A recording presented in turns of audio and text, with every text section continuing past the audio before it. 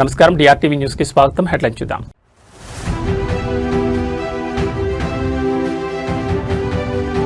AP విద్యాశాఖలో సరికొత్త చరిత్ర. 10th రిజల్ట్స్ లో ప్రభుత్వ పాఠశాల రికార్డు స్థాయి విన్యాసం.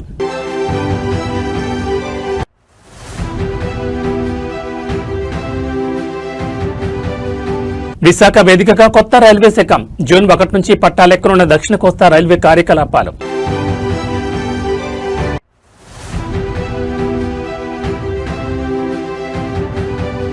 హన్మకొండలో ఫ్లెక్సీల వార్. మున్సిపల్ కార్యాలయం ముట్టడికి దిగిన బీఆర్ఎస్ శ్రేణులు.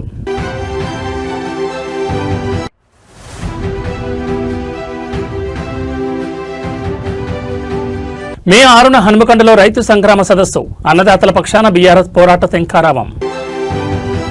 ఇక డీటెయిల్స్ చూస్తే ఆంధ్రప్రదేశ్ విద్యాశాఖలో సరికొత్త చరిత్ర లిఖించబడింది. ఒకప్పుడు ప్రభుత్వ పాఠశాలలంటే కేవలం మధ్యాహ్న భోజనం కోసమే అనే అపవాదం ఉండేది.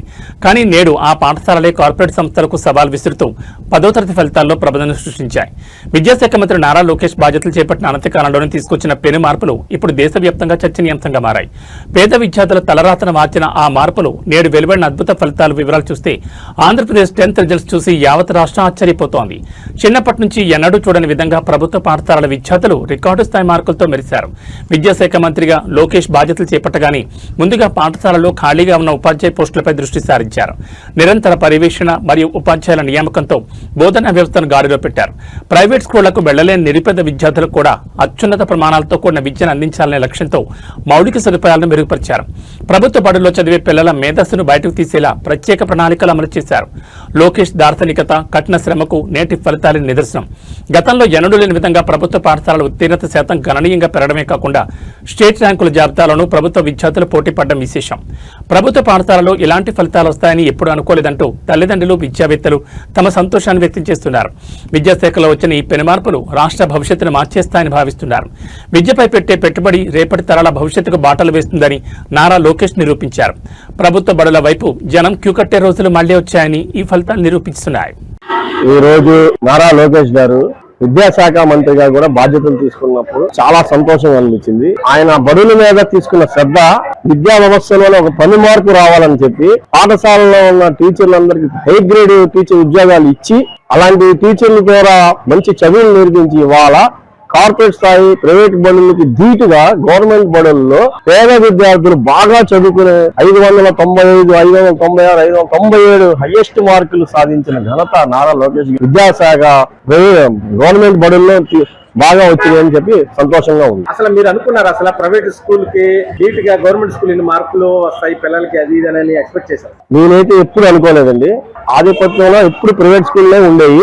అలాంటిది ఈ రోజున నారా లోకేష్ గారు విద్యాశాఖగా ఉండి ఆయన తీసుకున్న చొరవ, ఆయన స్కూల్ మీద చూపించిన చొరవ, మంచి ఎడ్యుకేషన్ ఇవ్వాలి, కార్పొరేట్ స్థాయిలో పిల్లలు బాగా చదువుకోవాలని చెప్పి వాళ్ళకి మంచి చదివించి ఇవాళ మంచి గ్రేడ్ లో ఉన్నారండి. బాగా పేద మనుషులు కూడా బడుల్లో వేయాలంటే వాళ్ళకి నాణ్యతమైన చదువు ఉండదని, వాళ్ళు సరిగా చదువు చెప్పరని ఒక అపోహతో వాళ్ళు అప్పులు చేసి మెళ్ళ మంగళసూత్రాలు కూడా తాకాట్లు పెట్టి ప్రైవేట్ స్కూళ్ళలో వేసే వాళ్ళని చూసాము.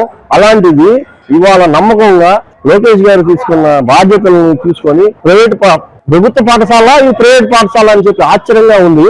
ఇవాళ చూసి కొత్తగా హంగులు గాని, వాళ్ళు మధ్యాహ్నం భోజనం అయితే గాని, వాటర్ స్పెషాలిటీ ఏంటి, టాయిలెట్ స్పెషల్స్ ఏంటి, అన్ని రకాలుగా వసతులు, హంగులు, కార్పొరేట్ స్థాయి హంగులన్నీ ప్రభుత్వ పాఠశాలలో ఉన్నాయి. నారా లోకేష్ గారు విప్లవాత్మకమైన నిర్ణయాలు తీసుకోవడం వల్లనే ఇది సాధ్యపడిందని నేను నమ్ముతున్నాను. ఉత్తరాంధ్ర వాసులు ఎప్పుడెప్పుడా ఎదురు చూస్తున్న దక్షిణ కోస్తా రైల్వే జోన్ కార్యరూపం దాల్చింది. ఈ ఏడాది జూన్ 1వ తేదీ నుంచి విశాఖపట్నం కేంద్రంగా ఈ జోన్ కార్యకలాపాలు అధికారికంగా ప్రారంభం కానున్నాయని కేంద్రం గెజెట్ నోటిఫికేషన్ విడుదల చేసింది. నూతనంగా ఏర్పాటవుతున్న ఈ దక్షిణ కోస్తా రైల్వే జోన్ పరిధిలోకి విజయవాడ, గుంటూరు, గుంతకల్ డివిజన్లు రానున్నాయి. దక్షిణ మధ్య రైల్వే, తూర్పు కోస్తా రైల్వేలోని కొన్ని ముఖ్యమైన సెక్షన్లను విడదీసి ఈ జోన్ ఏర్పాటు చేశారు. గతంలో రాయగఢ్ డివిజన్ లో ఉన్న పలు రైల్వే లైన్లను ఇప్పుడు విశాఖ డివిజన్ లో విలీనం చేశారు. జూన్ 1 నుంచి కార్యకలాపాలు ప్రారంభించేందుకు రైల్వే యంత్రాంగం యుద్ధ ప్రాతిపదికన ఏర్పాట్లు చేస్తోంది. నగరంలోని ఆరిలోవలో జోనల్ కార్యాలయం కోసం శాశ్వత భవన నిర్మాణం చేపట్టనుండగా ప్రస్తుతానికి విఎంఆర్డీఏ డెక్లోని 2 అంతస్తుల్లో జీఎం తాత్కాలిక కార్యాలయాన్ని సిద్ధం చేశారు.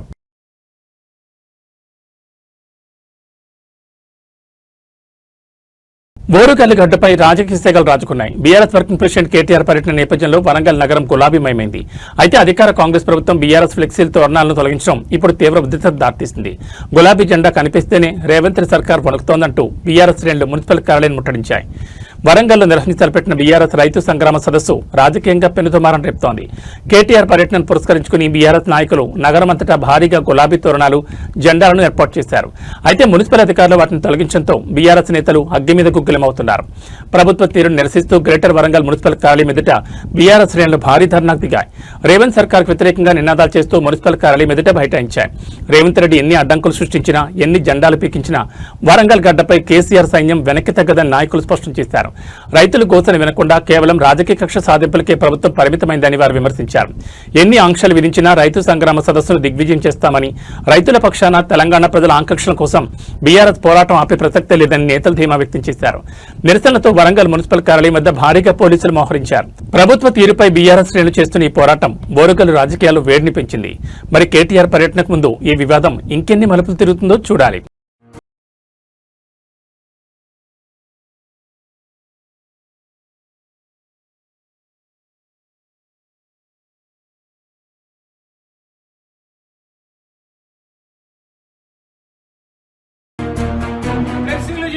కాంగ్రెస్ నాయకులారా, రైతు సభకు విచ్చేస్తున్న కేటీఆర్ ఫ్లెక్సీలు, జెండాలు పీకుతున్న కాంగ్రెస్ నాయకులారా, commissioner down down, commissioner commissioner commissioner జై తెలంగాణ.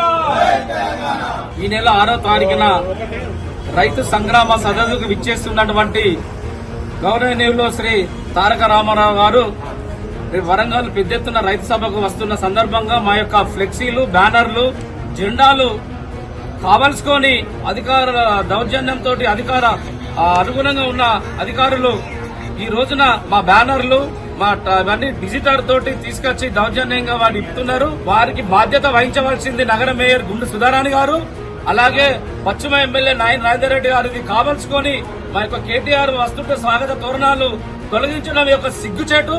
మీరు మీకున్న ఇట్లాంటి లుచ్చా పనులు చేయకూడదని చెప్పి మా బీఆర్ఎస్ పార్టీ తరఫున మేము కోరుతున్నాము.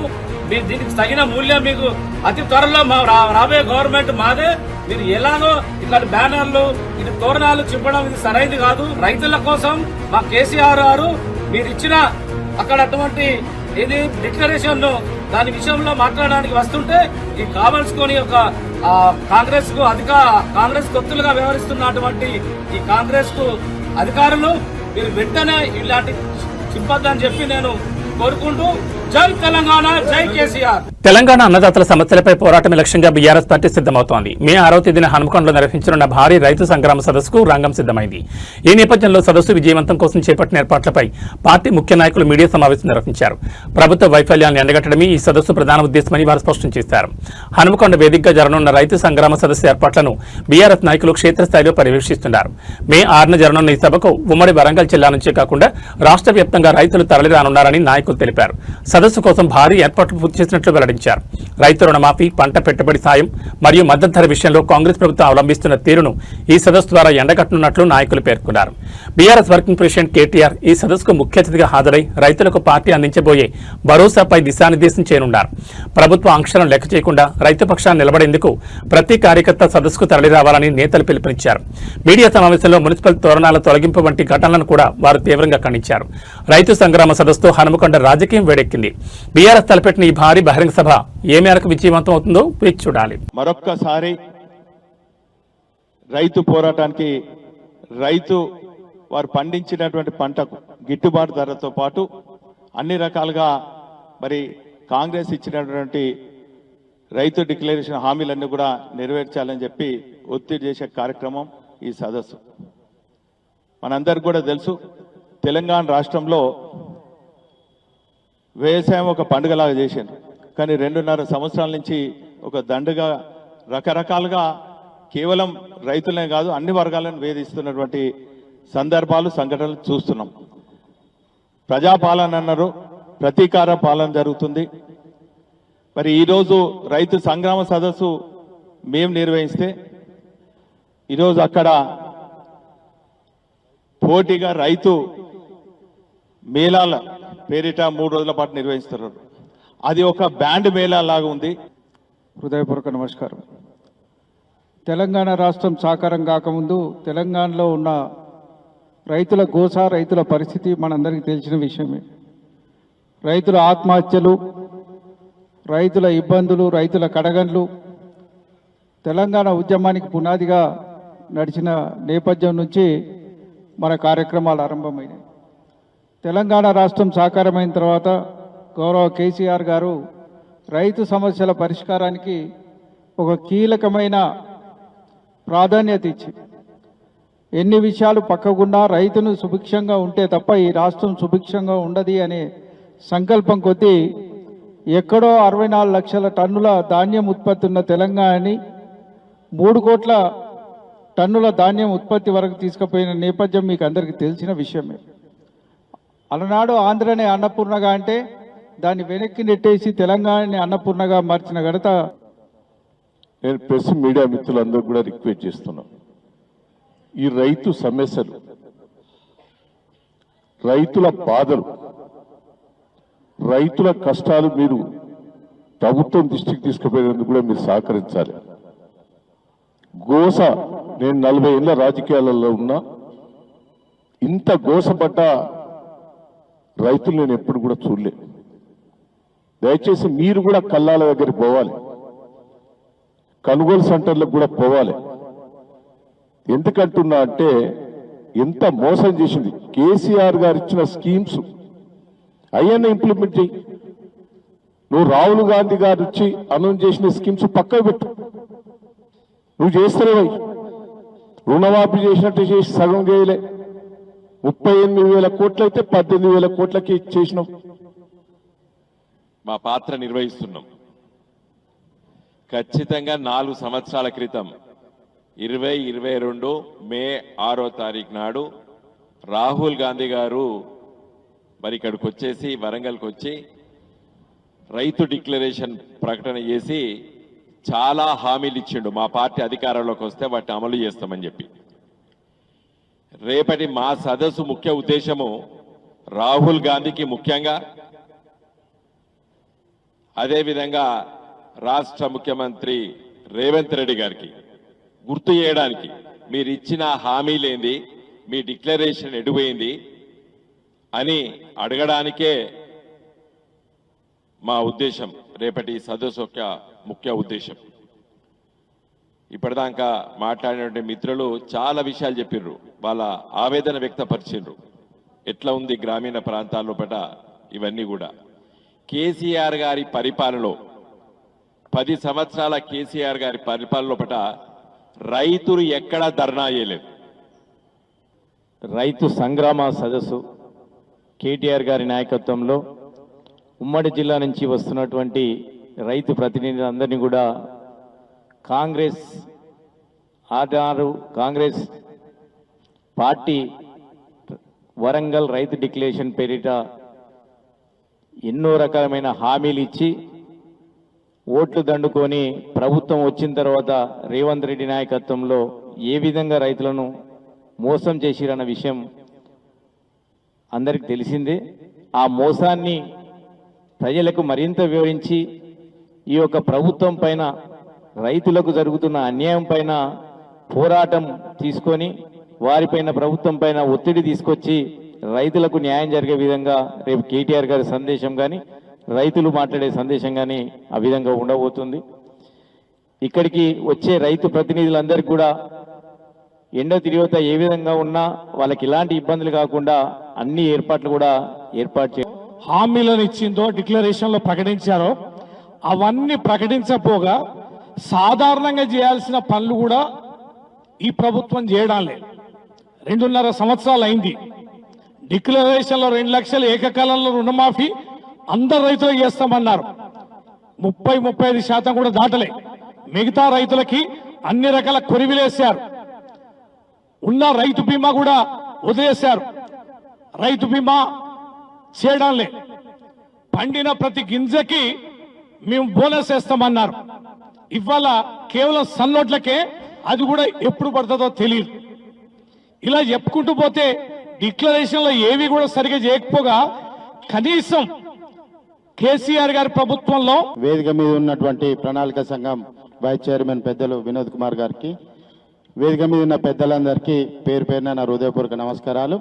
ముఖ్యంగా రైతుల రుణమాఫీ విషయంలో కానీ, కూలీలకు మద్దతు తెలిపే 15,000 రూపాయల విషయంలో కానీ, రైతు పెట్టుబడి కానీ, రైతు బీమా కానీ ఎక్కడ కూడా ఇప్పుడున్నటువంటి ప్రభుత్వం మాట నిలబెట్టుకోలేదు. కాబట్టే రేపు ప్రధానంగా ఈ సభకు ప్రధానమైనటువంటి కారణం, మాట నిలబెట్టుకోని కాంగ్రెస్ ప్రభుత్వం మీద మేము ప్రజా గొంతుకగా రేపు కేటీఆర్ గారు రాబోతున్నారు అనేది ప్రధాన అంశం. ఇది కాకుండా మాకున్నటువంటి సమాచారం, ఈరోజు రాత్రి పోలీసు వాళ్ళంతా చరిత్రలో నిలిచే విధంగా ముందు పెట్టడానికి కృషి చేస్తున్నటువంటి అందరికీ కూడా నా వంతు ధన్యవాదాలతో పాటు నమస్కారాలు తెలియజేస్తాను. ఇక్కడ ఒకటి గుర్తుంచుకోవాల్సిన అవసరం, దేశం, తెలంగాణ రాష్ట్రం, వ్యవసాయం, రాష్ట్రం, దేశం. వ్యవసాయాన్ని పూర్తిగా అర్థం చేసుకున్న రాజకీయ పార్టీలు కానీ, రాజకీయ నాయకులు కానీ ఎవరున్నారో గుర్తించాల్సిన అవసరం ఉందని ఖచ్చితంగా చెప్పాల్సిన బాధ్యత ఉంది. ఇక్కడ స్వాతంత్రం వచ్చినాడు వ్యవసాయం మీద 79-80% మంది ఆధారపడ్డారు. అది కొద్దిగా తగ్గుతూ ఇప్పుడు 46-49% మంది వ్యవసాయం మీద ఆధారపడ్డారు.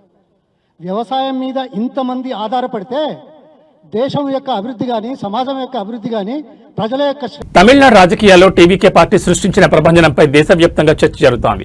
దళపతి విజయ్ సాధించిన ఈ విజయంపై ప్రజాశాంతి పార్టీ అధినేత కేఏ పాల్ ఆసక్తికర వ్యాఖ్యలు చేశారు. విజయ్ విజయాన్ని సామాన్యుడి గెలుపుగా వర్ణించిన పాల్, తమిళనాడు వచ్చిన ఈ మార్పు దేశవ్యాప్తంగా రావాలని ఆకాంక్షించారు. తమిళగ వెట్రికళగం పార్టీ సాధించిన భారీ విజయంపై కేఏ పాల్ స్పందిస్తూ విజయ్కు ప్రత్యేక అభినందనలు తెలిపారు. తమిళనాడులో క్రైస్తవ మైనార్టీలు మరియు యువత మార్పును కోరుకుంటున్నారని, అందుకే విజయ్కు బ్రహ్మరథం పట్టారని పాల్ పేర్కొన్నారు. ముఖ్యంగా తమిళ యువత విజయ్ నాయకత్వాన్ని బలంగా నమ్మిందని ఆయన విశ్లేషించారు. అవినీతి నాయకులను రాజకీయాల నుంచి తరిమికొట్టే సమయం ఆసన్నమైందని పాల్ వ్యాఖ్యానించారు. విజయ్ వంటి కొత్త తరం నాయకులు అధికారంలోకి రావడం ద్వారానే స్వచ్ఛమైన పాలన సాధ్యమవుతుందని ఆయన అభిప్రాయపడ్డారు. కేవలం తమిళనాడుకే పరిమితం కాకుండా దేశవ్యాప్తంగా ఇలాంటి రాజకీయ మార్పు రావాలని కోరుకుంటున్నట్లు పాల్ తెలిపారు. కాబోయే ముఖ్యమంత్రిగా విజయ్ తమిళ ప్రజల ఆకాంక్షలను నెరవేరుస్తారని ఆశాభావం వ్యక్తం చేశారు. తమిళనాట విజయ్ గెలుపును తనదైన శైలిలో స్వాగతించిన కేఏ పాల్, రాబోయే రోజుల్లో తాను కూడా ఇలాంటి మార్పు కోసమే పోరాడతానని సంకేతాలు ఇచ్చారు. ఏదేమైనా పాల్ చేసిన వ్యాఖ్యలు ఇప్పుడు సోషల్ మీడియాలో వైరల్ అవుతున్నాయి. I want to congratulate actor Vijay Joseph of Tamil Nadu, who won 106 out of 234 MLA seats and becoming the next chief minister. Yes, there are key reasons why. Number one, he has an incredible following, but every poll, every pundit predicted he would only win 1 to 5 seats at all. Not more than that, or 8 to 10%. Not more than the percentage. But all have become wrong. I have predicted he would win. I prayed he would win. And I told my key coordinators he would win. Why? Number one, I met with Chief Minister Stalin 3 years ago.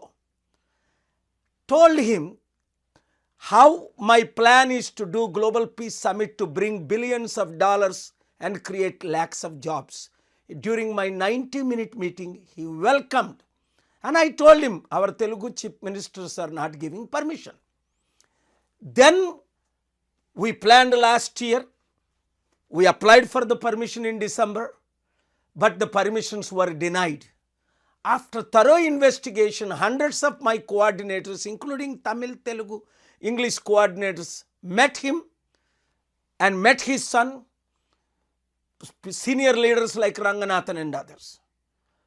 Shockingly, 1 week before I found out that Paul Dinakaran, who is related to his son Udayanidhi Dinakaran, Deputy CM, refused to give any permission to us. So listen what I said on February 18th for the 22nd crusade in Park Hotel. So Mr. Stalin, truly speaking, I am here to support secularism, democracy, the nation of India. Now you listened. On February 20th, again I went to the Chennai Press Club, which is very rare, sitting with Archbishop of Anglican, and see what I stated. If you don't give permission, In 48 hours, we are going to the court. Then one day before he gives the permission. Even through you, I am extending invitation to that young actor Vijay also. Because this is not a political rally, but supported by 18 political parties of India, including the Congress and BJP. You read the letters. You see the videos. But if the local chief minister refuses to support, give us the reason why. You should have told me 30 days ago. What could we do? 14 speakers, including Norway former Prime Minister, US Mike Johnson speaker, world leaders have all confirmed to speak. And we needed permission 30 days before. And we applied 40 days before to create jobs, to help. And he refused to give. And then finally, you see what I said on the day, February 22nd, I said, Mr. Stalin, if you don't call tomorrow, if you don't change, you will become ex-senior chief minister, just like Jayalalitha became in 2004. Because if their heart is not changed after election, Mr. Stalin. Tamil Nadu ఎన్నికల ఫలితాలు భారత రాజకీయాల్లోని పెను సంచలనం రేపాయి. మొదటిసారి ఎన్నికల బరిలో దిగిన దళపతి విజయ్ నేతృత్వంలోని తమిళగ వెట్రి కళగం ఏకంగా 108 స్థానాలు కైవసం చేసుకుని రాష్ట్రంలోని అతిపెద్ద పార్టీగా అవతరించింది. అయితే సింహాసనాన్ని అధిష్ఠించేందుకు అవసరమైన మెజార్టీకి కేవలం అడుగు దూరంలో విజయ్ ఆగిపోయారు. ఈ క్రమంలో తదుపరి వ్యూహం ఏంటి? ఏ కూటమి మద్దతుతో ప్రభుత్వం ఏర్పాటు చేయబోతున్నారు? ఈ ఉత్కంఠకు తెరదించేందుకు నేడు విజయ్ తన పార్టీ ఎమ్మెల్యేలతో అత్యవసర భేటీ నిర్వహించనున్నారు. తమిళనాడు అసెంబ్లీలో మొత్తం 234 స్థానాలుండగా మ్యాజిక్ ఫిగర్ 118కి చేరుకోవాలంటే విజయ్ పార్టీకి మరికొంత బలం అవసరం. ప్రస్తుతం టీవీకే 108 స్థానాల్లో విజయం సాధించి జెండా ఎగురవేసింది. ప్రభుత్వం ఏర్పాటు చేయాలంటే మరో 10 మంది ఎమ్మెల్యేల మద్దతు అనివార్యంగా మారింది. గెలిచిన ఎమ్మెల్యేలతో విజయ్ ఈ రోజు ముఖాముఖి చర్చించనున్నారు. ఎవరి మద్దతు తీసుకోవాలి, ఏ పార్టీతో పొత్తు పెట్టుకుంటే భవిష్యత్తులో ఇబ్బందులుండవు అనే అంశాలపై పార్టీ శ్రేణుల నుంచి అభిప్రాయాలు సేకరించనున్నారు. ఏ కూటమి నుంచి మద్దతు కూడగట్టాలనే విషయంపై ఇప్పుడు సర్వత్రా ఆసక్తి నెలకొంది. ఇండిపెండెంట్ ఎమ్మెల్యేల లేదా ఇతర చిన్న పార్టీల మద్దతు అనే కోణంలో చర్చలు జరుగుతున్నాయి. విజయ్ తీసుకునే నిర్ణయం తమిళనాడు రాజకీయ భవిష్యత్తు నిర్ణయించనుంది. తమిళ తంబిల ఆకాంక్షల మేరకు అధికార పీఠం దక్కించుకునేందుకు విజయ్ సిద్ధమవుతున్నారు. మరి కాసేపట్లో ప్రారంభం కానున్న భేటీ తర్వాత ప్రభుత్వం ఏర్పాటుపై క్లారిటీ వచ్చే అవకాశం ఉంది. దళపతి ముఖ్యమంత్రిగా ప్రమాణ స్వీకారం చేస్తారా లేక కొత్త రాజకీయ సమీకరణాలు తెరపెత్తేస్తారా అన్నది వేచి చూడాలి.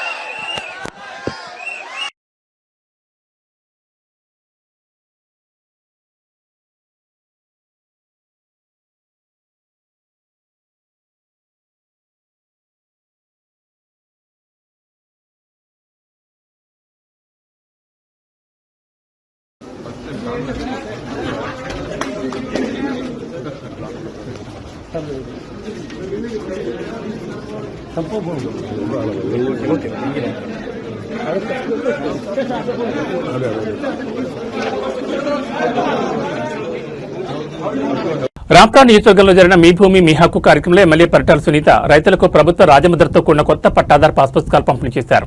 ఈ సందర్భంగా మాట్లాడుతూ గత ప్రభుత్వంలో రైతుల భూముల విషయంలో జరిగిన ఇబ్బందులను ప్రస్తావిస్తూ సొంత భూమి పత్రాలపై జగన్ మోహన్ రెడ్డి తన ఫోటో వేయించుకోవడంపై మండిపడ్డారు. చెన్నై, కొత్తపల్లి, వెల్దురి, బ్రాహ్మణపల్లి పంచాయతీలకు చెందిన దాదాపు 11,482 మంది రైతులకు ప్రభుత్వం అధికారిక ముద్రతో కూడిన పాస్ పుస్తకాలను అందించారు. అదేవిధంగా మహిళా సాధికారతకు పెద్దపీట వేస్తూ ఇన్ఫిన్స్ చారిటబుల్ ఫౌండేషన్ సహకారంతో 500 మంది మహిళలకు 50% సబ్సిడీపై కుట్టు మిషన్లను అందజేశారు. నియోజకవర్గంలో మొత్తం 8,000 మంది మహిళలకు ఈ పథకాన్ని వర్తింపజేస్తున్నామని, విద్యార్థులకు సైకిల్ ఇచ్చేందుకు కూడా సంస్థ ముందుకొచ్చిందని వెల్లడించారు. వీటితో పాటు ఐకేపీ యానిమేటర్లకు సెల్ ఫోన్లు, 5 లబ్ధిదారులకు 2.90 లక్షల విలువైన సీఎంఆర్ఎఫ్ చెక్కులను ఆమె పంపిణీ చేశారు. ఈ కార్యక్రమంలో స్థానిక అధికారులు, పెద్ద సంఖ్యలో కూటమి నేతలు పాల్గొన్నారు.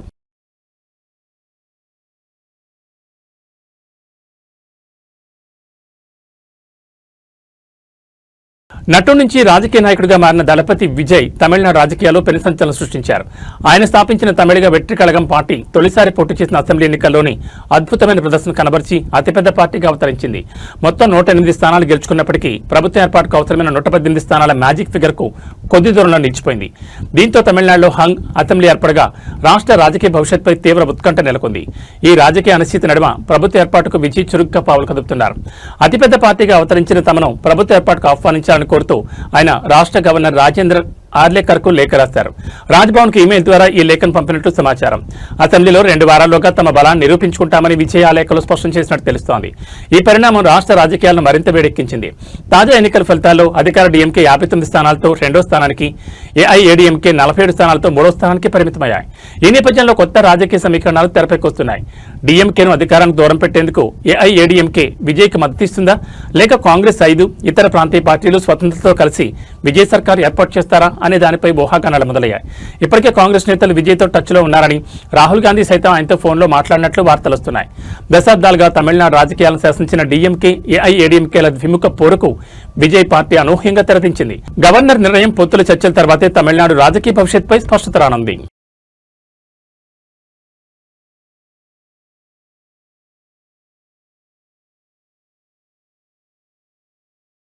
మండుతున్న ఎండలకు తోడు జగిత్యాల పట్టణంలో నీటి కొరత ముదురుతోంది. గొంతు ఎండిపోతున్నా అధికారులు పట్టించుకోవడం లేదని పట్టణ వాసులు ఆగ్రహం వ్యక్తం చేస్తున్నారు. సామాన్యుల పరిస్థితి అలా ఉంటే ఏకంగా మాజీ మంత్రి నివాసానికే ట్యాంకర్ల ద్వారా నీటిని సరఫరా చేయాల్సిన దుస్థితి నెలకొంది. నీటి చుక్క కోసం జనం పడుతున్న పాటలు ఇప్పుడు జగిత్యాలలో హాట్ టాపిక్ గా మారాయి. జగిత్యాల మున్సిపాలిటీ పరిధిలో మంచినీటి సరఫరా వ్యవస్థ పూర్తిగా అస్తవ్యస్తమైంది. పట్టణంలోని పలు వార్డుల్లో నల్లాలు రాక ప్రజలు తీవ్ర ఇబ్బందులు పడుతున్నారు. దాహార్తిని తీర్చుకోవడానికి నిత్యావసరాలకు కనీసం నీరు లేకపోవడంతో ప్రైవేట్ ట్యాంకర్లను ఆశ్రయిస్తున్నారు. భారీ మూల్యం చెల్లించి నీటిని కొనుగోలు చేయాల్సి వస్తుందని సామాన్యులు ఆవేదన వ్యక్తం చేస్తున్నారు. జగిత్యాల పట్టణంలోని మాజీ మంత్రి జీవన్ రెడ్డి నివాసంలోనూ నీటి కొరత తీవ్రంగా ఉన్నట్టు తెలుస్తోంది. ఈ రోజు ఆయన నివాసానికి మున్సిపల్ ట్యాంకర్ ద్వారా నీటిని సరఫరా చేస్తున్న దృశ్యాలు పట్టణంలోని నీటి ఎద్దరికి అద్దం పడుతున్నాయి. ఒక ప్రముఖుడి ఇంటి పరిస్థితి ఇలా ఉంటే ఇక సామాన్య బస్తీల పరిస్థితి ఎంత దారుణంగా ఉంటుందో అర్థం చేసుకోవచ్చు.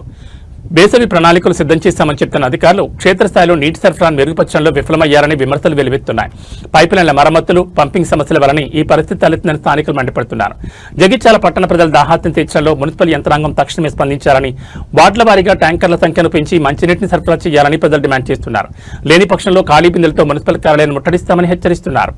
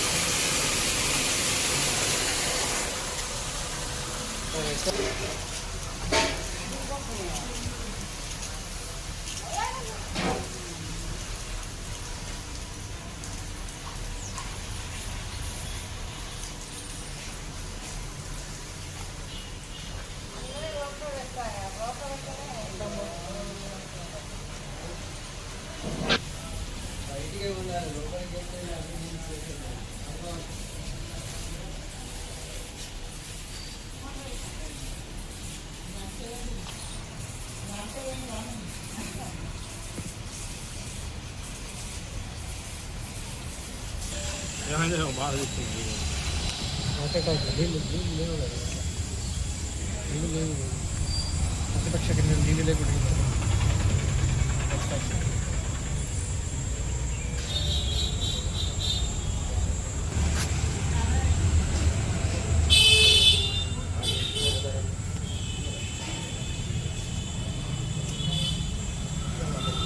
తెలంగాణ రాజకీయాల్లో అధికార కాంగ్రెస్ మరియు ప్రతిపక్ష బీఆర్ఎస్ నేతల మధ్య మాటల యుద్ధం ముదురుతోంది. ముఖ్యమంత్రి రేవంత్ రెడ్డిపై బీఆర్ఎస్ వర్కింగ్ ప్రెసిడెంట్ కేటీఆర్, మాజీ మంత్రి హరీష్ రావు చేస్తున్న విమర్శలకు కాంగ్రెస్ నేతలు గట్టిగా కౌంటర్ ఇస్తున్నారు. ఈ క్రమంలో ప్రభుత్వ విప్ అడ్లూరు లక్ష్మణ్ కుమార్ బీఆర్ఎస్ అగ్రనేతలపై తీవ్రస్థాయిలో విరుచుపడ్డారు. నిజమైన పాపాల భైరవులు వాళ్లే అంటూ ఆయన చేసిన వ్యాఖ్యలు ఇప్పుడు రాజకీయ వర్గాల్లో చర్చనీయాంశంగా మారాయి. ప్రభుత్వ విప్ అడ్లూరు లక్ష్మణ్ కుమార్ మీడియాతో మాట్లాడుతూ కేటీఆర్, హరీష్ రావుల తీరుపై నిప్పులు చెరిగారు. కేటీఆర్, హరీష్ రావు నోటుకొచ్చినట్లు మాట్లాడుతున్నారని, అధికారంలో లేమన్న ఫ్రస్ట్రేషన్లో ఏవేవో వ్యాఖ్యలు చేస్తున్నారని అడ్లూరు మండిపడ్డారు. తెలంగాణను 10 ఏళ్ల పాటు దోచుకున్న అసలైన పాపాల భైరవులు బీఆర్ఎస్ నేతలేనని ఆయన ధ్వజమెత్తారు. మేమే రాజులం, మేమే మంత్రులం అన్నట్లుగా వారి వ్యవహార శైలి ఉందని విమర్శించారు. ప్రజాబలంతో ముఖ్యమంత్రి రేవంత్ రెడ్డిపై బీఆర్ఎస్ నేతలు చేస్తున్న అనుచిత వ్యాఖ్యలు దారుణమని, ఇది ప్రజాస్వామ్యాన్ని అవమానించడమేనని ఆయన పేర్కొన్నారు. ముఖ్యమంత్రిపై వ్యక్తిగత విమర్శలు చేయడం మానుకోవాలని, లేని పక్షంలో ప్రజలే బుద్ధి చెప్తారని హెచ్చరించారు. ఖబర్దార్, ఎక్కడైనా పద్ధతి మార్చుకోనంటూ బీఆర్ఎస్ నేతలకు అడ్లూరు స్ట్రాంగ్ వార్నింగ్ ఇచ్చారు. బీఆర్ఎస్ హయాంలో జరిగిన అవినీతిపై విచారణ జరుగుతుండటంతోనే ఆ పార్టీ నేతలు భయపడుతున్నారని అడ్లూరు లక్ష్మణ్ ఎద్దేవా చేశారు. రాష్ట్ర అభివృద్ధికి అడ్డంకులు సృష్టించడం మానుకోవాలని ఆయన హితవు పలికారు. ప్రధాన ప్రతిపక్ష నాయకుడు 2014 నుంచి 18, 18 నుంచి 23 వరకు, డిసెంబర్ వరకు మేమే రాజులం, మేమే మంత్రులం అని బీఆర్ఎస్ పార్టీలో వర్కింగ్ ప్రెసిడెంట్ గా, మాజీ మంత్రిగా కేటీఆర్ వచ్చి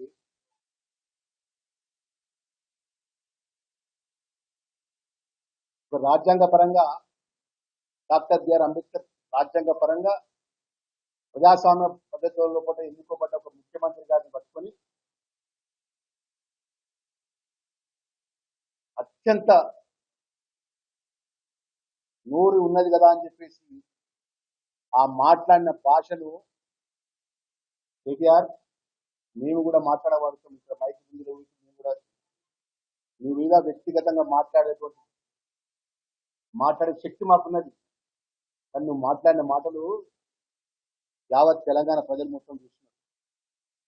ఏదైతే 2023లో ప్రజలు తిరస్కరించినంత నీకు, నీ బావకు, నీ నాయనకు, నీ పార్టీకి మనసులో పడతలేదు. ముఖ్యమంత్రి గారికి, ఆ దొంగతనం చేసినటువంటి దొంగలకు, చెంచల్ కూడా జైల్లో ఉన్నప్పుడు పరిచయం అనేది అత్యంత దారుణంగా మాట్లాడము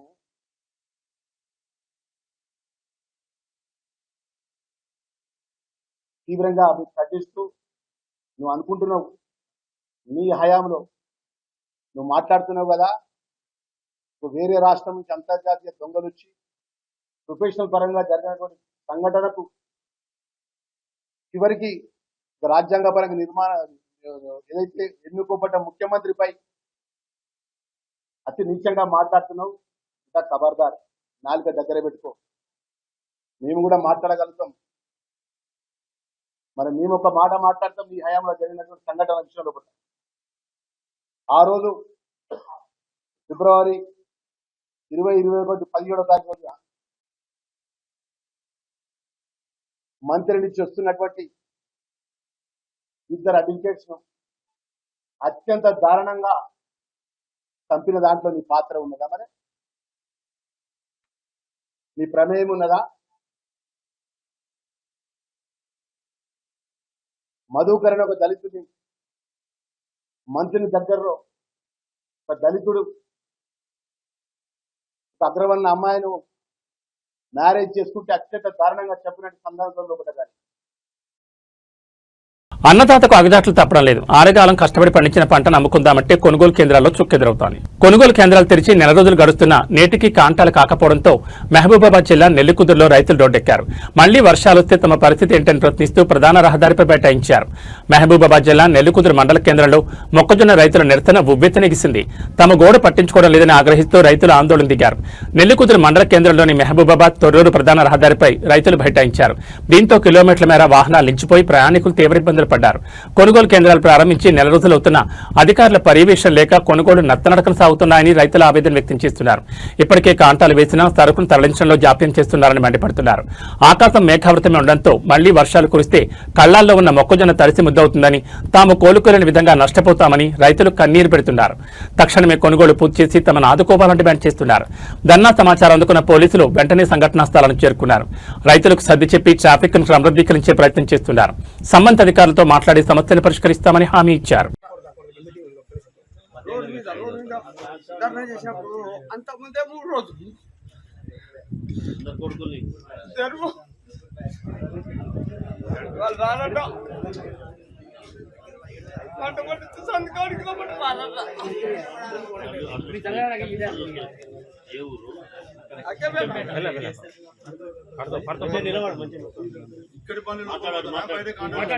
బయట వస్తానని ఆనే పెట్టినప్పుడు 2వ తారీఖు 5వ నెల ఇచ్చిండు. కాంట అయినవి 18వ తారీఖు రేపు నెల 18 లక్షలు కాంట అయినాయి 5వ తారీఖు 2వ తారీఖు ఇప్పుడు నిన్న సీరియల్ నెంబర్ నిన్న సీరియల్ నెంబర్ 2వ తారీఖు 5వ నెల ఉన్నాయి. రోజు వస్తాను పోతాను సార్. పోతా అంటే మొత్తం జొన్నలు బండ్లు పోతాంటే వస్తాంటే ఎదురైతే సింగరాపురం పడ్డ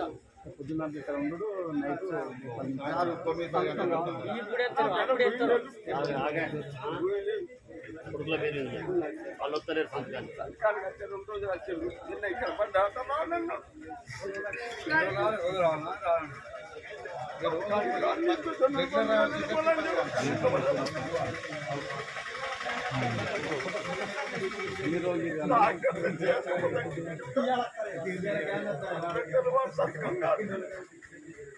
సంతకం పెడతారు.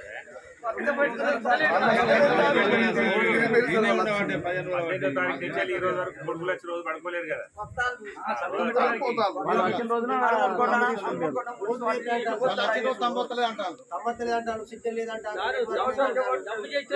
వాళ్ళ తరఫున దమ్ము చెప్తారు. నేను వచ్చారకు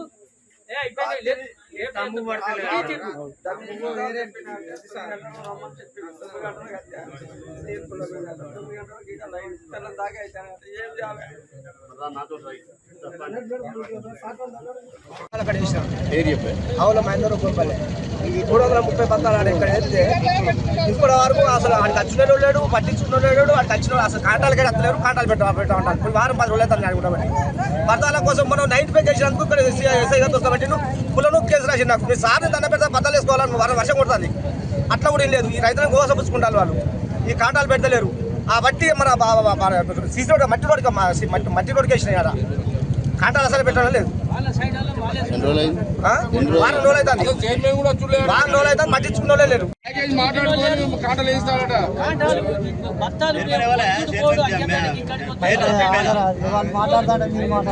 సంతులు కట్టుకొని వచ్చాడు.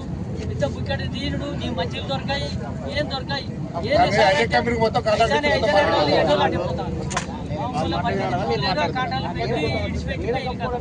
అమలు పైసలు ఇచ్చినావు, ఇచ్చిన పైసలు ఇచ్చినావు, అన్ని ఇచ్చినావు.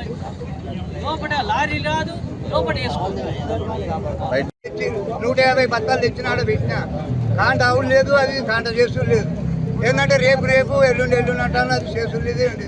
అలాగే వెళ్ళి బత్తాలు అవ్వటం లేదు. కాంటాలు అయినాయి బాబాయ్ సుతలు అవ్వటం లేదు. ఇక బయటికి అంటే బయటికి చెప్తాను. అలా కాల్ చెప్తాను. ఖర్చుతో వచ్చింది. దిగుబడి తెచ్చిన కానీ కాంట పెట్టలేదు. ఎన్ని క్వింటాలు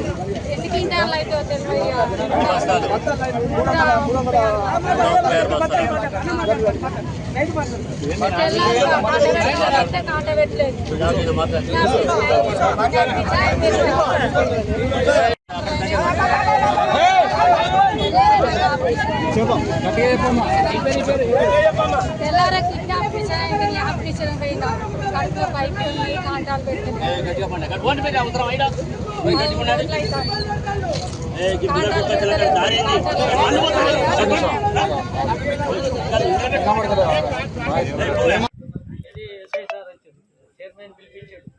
ఏందయ్యా ఈ రైతుల బాధ ఏంది, వాన కొడితే అక్షరికి వస్తాయి అని చెప్పి ఎస్ఐ సార్ అడిగినాక అన్నాడు కదా మన ఈయన చైర్మన్ సార్, లోపల వేపిస్తున్న బయట వాళ్ళు ఒక్క బండి సుతో బయట లోపలికి రావద్దు, తాళం పెడతామన్నారు. ఆయన చెప్పి ఇప్పుడు 10 రోజులు అవుతాయి, 8 రోజులు అవుతాయి. మళ్ళా నిన్న ఇక్కడ ఆయన ఎవరో మనకు తెలియదు, చైర్మన్ వచ్చినాక నిన్న సుతం మా అక్కంపేటలో ఆడోళ్ళు 5-6 వచ్చారు. వేరే పనులు తెచ్చి పెడతాను. మరి బత్తాలని నెట్టుకోవాలి. మేము 10 రోజుల కానీ తిరుగుతాను, 15 రోజులు అవుతుంది అని వాళ్ళు కొద్దిగా లొల్లి చేసిండు. 5-6 ఆడోళ్ళు బత్తాలు తీసి చేసినా కానీ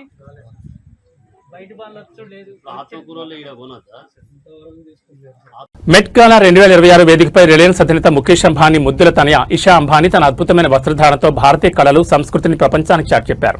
ప్రముఖ డిజైనర్ గౌరవ్ గుప్తా రూపొందించిన ప్రత్యేకమైన చీరకట్లో ఆమె మెరిసిపోయారు. ఈ చీరపై చేత్తో చిత్రించిన పిచ్వాయ్ కళాఖండాలందరినీ ఆకట్టుకున్నాయి. రిలయన్స్ రీటైల్ సంస్థ స్వదేశ్ కు కళాకారులు స్వచ్ఛమైన బంగారు తీగలతో నేసిన అంచు ప్రత్యేక ఆకర్షణగా నిలిచింది.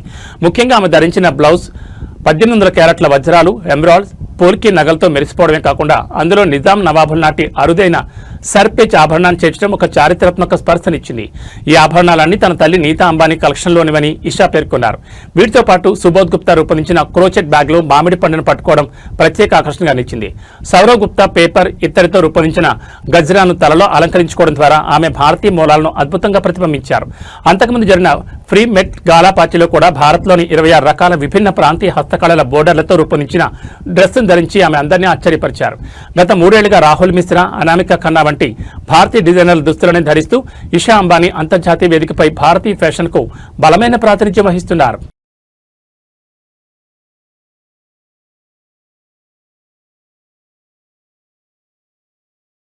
సోషల్ మీడియాలో వచ్చే తప్పుడు ప్రచారాలు ప్రాణాల మీద తెస్తాయని అనకాపల్లి జిల్లా ఎర్రంపాలెం గ్రామస్తుల పరిస్థితి నిరూపిస్తోంది.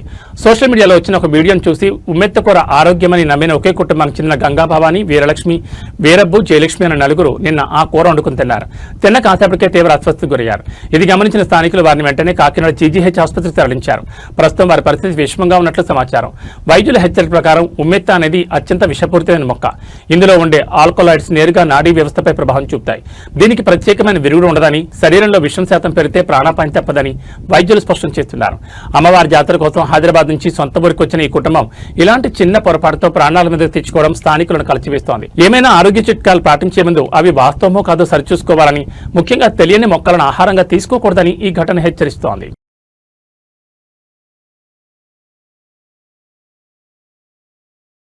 మెగా ఫ్యాన్స్ కు డబుల్ ధమాకా. గ్లోబల్ స్టార్ రామ్ చరణ్ వరుస సినిమాలతో బాక్సాఫీస్ వద్ద రికార్డుల వేటకు సిద్ధమవుతున్నారు. ఒకవైపు పెద్ద సినిమా విడుదలకు సిద్ధమవుతుండగా మరోవైపు క్రియేటివ్ డైరెక్టర్ సుకుమార్ దర్శకత్వంలో రాబోతున్న భారీ ప్రాజెక్ట్ RC-17 పై ఇప్పుడు బిగ్ అప్డేట్ వచ్చేసింది. రంగస్థలం వంటి ఇండస్ట్రీ హిట్ తర్వాత వీళ్ళిద్దరి కలయికలో రానున్న ఈ సినిమా ఎప్పుడు మొదలవుతుందో తెలుసుకుందాం. రామ్ చరణ్ ఇప్పటికే పెద్ద సినిమా షూటింగ్ పూర్తి చేసి జూన్ 4న విడుదలకు సిద్ధంగా ఉన్నారు. ఈ క్రమంలో ఆయన తదుపరి చిత్రం RC-17 పై మైత్రి మూవీ మేకర్స్ నిర్మాత చెర్రీ కీలక విషయాలు వెల్లడించారు. ఎంతో కాలంగా ఎదురుచూస్తున్న ఈ ప్రతిష్టాత్మక ప్రాజెక్టును జూలైలో పట్టాలెక్కించేందుకు చిత్ర యూనిట్ సన్నాహాలు చేస్తోంది. మైత్రి మూవీ మేకర్స్ సంస్థ ఈ చిత్రాన్ని అత్యంత భారీ బడ్జెట్తో నిర్మిస్తోంది. సుకుమార్ ఇప్పటికే ఈ సినిమా స్క్రిప్ట్ పనులను పూర్తి చేసి తుది మెరుగులు దిద్దే పనిలో నిమగ్నమై ఉన్నారు.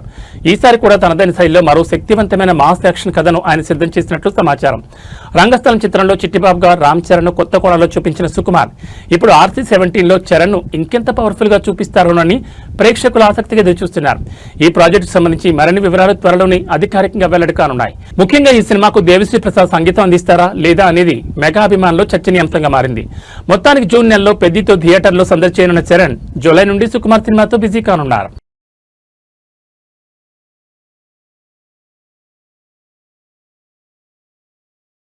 ఏబీ బులెటిన్ విశేషాలు. నమస్కారం.